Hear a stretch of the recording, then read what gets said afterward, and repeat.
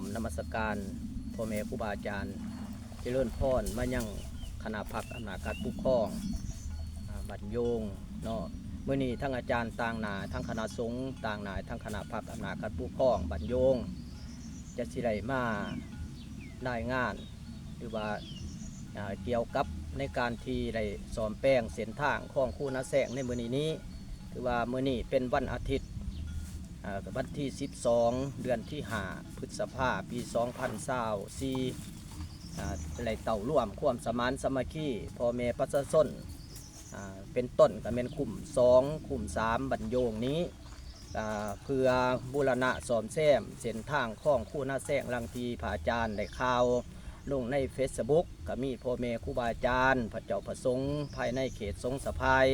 ตลอดหอดออกตนญาติโยมภายในและต่างประเทศก็เป็นเข้าก็เป็นศรัทธาของพ่อออกเพชรแม่ออกปิกหอมสมบัติแล้วก็มีแม่ออกคำแฝงพ่อออกวิรัตพูนศรีแม่ออกจันสนะจันกองศิลแล้วก็พ่อออกเวียงแม่ออกยิวศรีลาวงพร้อมด้วยสายบุญสายทานภายในและต่างประเทศเป็นเข้าได้บุรณะละล่มทรัพย์ทึ่นมาสร้างได้เฮ็ดบุญประจำปีแล้วก็ได้รับรายจ่ายทุกกีบทุกอัดที่ญาติโยมได้อุปโมทนาในงานบุญประจำปีผ่านมาในวันที่3 เดือน5 ปี 2024ที่วัดกลางบรรโยงปัจจัยสัญญาทานที่ญาติโยมเมื่อทางไก่ได้อุปโมทนารวมบุญรวมกุศลทางอาจารย์ก็เลยมาซื้อดินแดงรักเศร้าซีเมืองสนาสมบูรณ์เลยมาถมข้องคู่หน้าแซงดังทีญาติโยมได้เห็นอยู่ใน Facebook ความยุ่งยากซับซ้อนในการไปการมามีอยู่2 ฤดูเส้นตัวอย่างคือฤดูฝนนี่ก็ย่ามฝนนี่ก็เป็นยุ่งยากนะว่าสัญจรในการไปมาสัญจรกลางค่ำกลางคืนย่ามเจ็บย่ามเป็นก็เป็นรูปเป็นโน่นเมื่อนี้ถือว่าทั้งอาจารย์ต่างหน่ายทั้งคณะสงฆ์ต่างหน่ายทั้งคณะภาคอำนาจการปกครองแล้วก็อีกเท่านึงทั้งอาจารย์ขอบอกขอบใจมายั่งเจ้าภาพเจ้าศรัทธาผู้ที่ประกอบส่วนผู้ละ